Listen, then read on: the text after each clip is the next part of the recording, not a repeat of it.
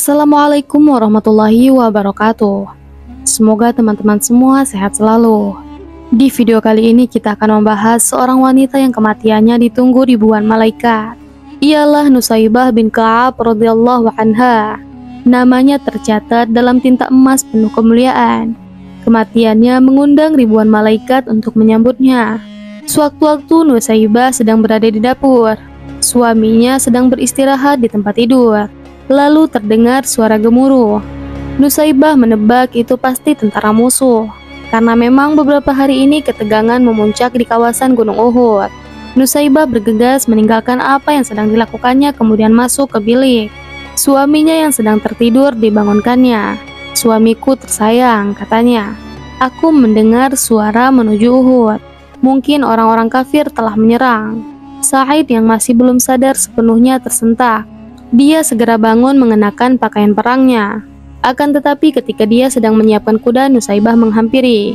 Nusaybah memberikan sebilah pedang kepada Sa'id dan berkata, "Suamiku, bawalah pedang ini. Jangan pulang sebelum menang." Sa'id memandang wajah istrinya. Mendengar perkataan istrinya, tak pernah ada keraguan padanya untuk pergi ke medan perang. Dinaikinya kuda, lalu terdengarlah derap suara langkah kuda menuju utara. Sa'id turun ke tengah medan pertempuran yang sedang berkecamuk. Rasulullah melihatnya dan tersenyum kepadanya. Di rumah, Nusaybah duduk dengan gelisah. Anaknya Ammar yang berusia 15 tahun dan Sa'ad yang berusia 2 tahun lebih muda memperhatikan ibunya dengan pandangan cemas. Lalu muncul seorang penunggang kuda yang nampaknya sangat gugup. Katanya, "Salam dari Rasulullah. Suami ibu Sa'id baru saja gugur di medan perang. Beliau syahid." Nusaybah tertunduk lalu mengatakan, "Innalillah, suamiku telah menang, terima kasih ya Allah." Setelah pemberi kabar itu meninggalkan tempat, Nusaybah memanggil Ammar. Ia tersenyum kepadanya di tengah tangis yang tertahan. "Ammar," katanya, "kau lihat ibu menangis? Ini bukan air mata sedih mendengar ayahmu telah syahid, akan tetapi sedih karena tidak memiliki apa-apa lagi untuk diberikan bagi para pejuang Rasulullah. Maukah engkau melihat ibumu bahagia?" katanya. Ammar mengangguk. "Ambillah kuda di kandang dan bawalah tombak. Bertempurlah bersama Rasulullah hingga kaum kafir terhapus." Mata Ammar bersinar-sinar. "Terima kasih wahai ibu. Inilah yang aku tunggu sejak dari tadi. Namun aku ragu seandainya ibu tidak memberi peluang kepadaku untuk membela agama Allah." Lalu ia mengikuti jejak ayahnya. Tidak terlihat ketakutan sedikit pun dalam wajahnya. Di hadapan Rasulullah ia memperkenalkan diri. "Ya Rasulullah, aku Ammar bin Sa'id.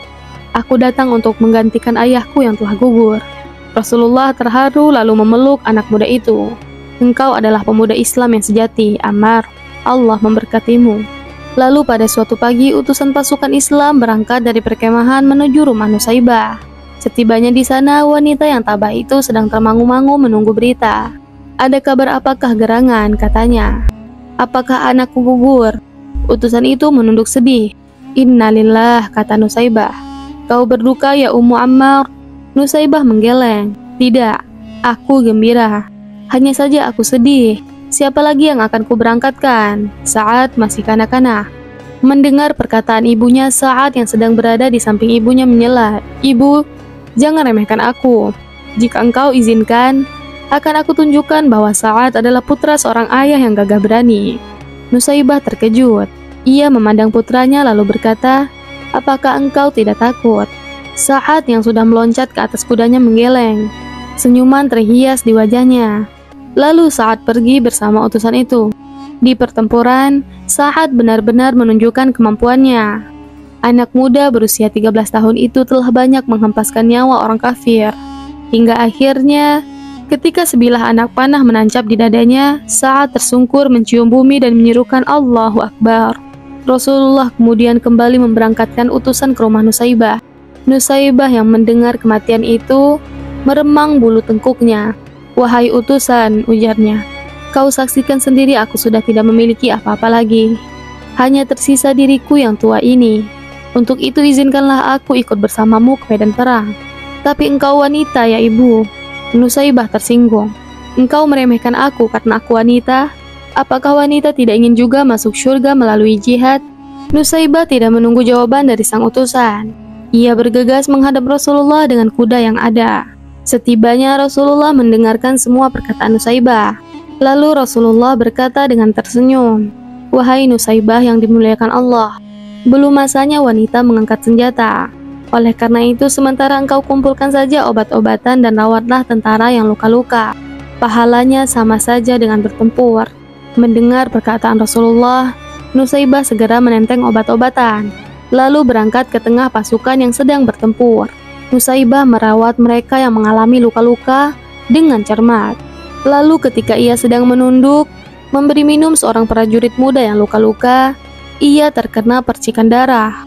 Ketika Nusaibah melihat, ternyata kepala seorang tentara Islam tergolek, tewas terbabat oleh senjata orang kafir. Menyaksikan kekejaman ini muncullah kemarahan Nusaibah. Ditambah ia melihat Rasulullah jatuh dari kudanya. Ia lalu bangkit dengan gagah berani, kemudian diambilnya pedang prajurit yang tewas itu. Dinaikinya seekor kuda bagaikan singa betina, ia mengamuk. Musuh terbirit-birit menghindarinya. Puluhan jiwa orang kafir tumbang. Hingga pada suatu saat ada seorang kafir yang mengendap dari arah belakang, lalu menebas lengan kirinya. Nusaibah terjatuh. Peperangan terus berjalan. Medan pertempuran makin menjauh, sehingga Nusaibah teronggok sendirian. Ibnu Mas'ud yang sedang menunggang kuda mengawasi kalau ada orang yang bisa ditolongnya. Saat ia melihat ada tubuh yang bergerak-gerak dengan susah payah, dia segera mendekatinya. Dipercikannya air ke muka tubuh itu. Lalu ia berkata, "Istri Sa'idkah engkau?" Nusaibah samar-samar memperhatikan Ibnu Mas'ud. Lalu ia bertanya, "Bagaimana dengan Rasulullah? Selamatkah Rasulullah?" Ibnu Mas'ud menjawab, "Rasulullah tidak kurang satu apapun." Nusaibah berkata, "Engkau Ibnu Mas'ud bukan? Pinjamkan kuda dan senjatamu kepadaku." "Engkau masih terluka parah, Nusaibah. Engkau mau menghalangi aku untuk membela Rasulullah," kata Nusaibah. Ibnu Mas'ud terpaksa menyerahkan kuda dan senjatanya. Lalu Nusaibah menaikinya dengan susah payah. Ia kemudian menuju ke medan pertempuran. Banyak musuh yang ditumbangkannya. Namun karena tangannya sudah buntung, akhirnya tidak urung juga lehernya terbabat putus oleh sabetan pedang musuh. Lalu gugurlah wanita perkasa itu. Darahnya membasahi tanah yang dicintainya. Tiba-tiba langit berubah mendung, padahal tadinya langit tanpa cerah. Pertempuran kemudian terhenti sejenak. Rasulullah berkata kepada sahabatnya, "Kalian lihat langit tiba-tiba menghitam? Itu adalah bayangan para malaikat yang beribu-ribu jumlahnya. Mereka menyambut kedatangan arwah Nusaibah." Subhanallah. Allahu Akbar. Allahu Akbar. Allahu Akbar.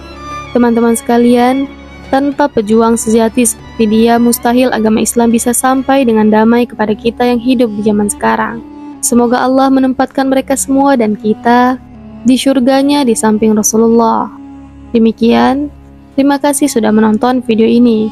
Semoga video ini bermanfaat. Jika teman-teman suka dengan video ini, jangan lupa like, komen, dan subscribe. Saya akhiri, wassalamualaikum warahmatullahi wabarakatuh.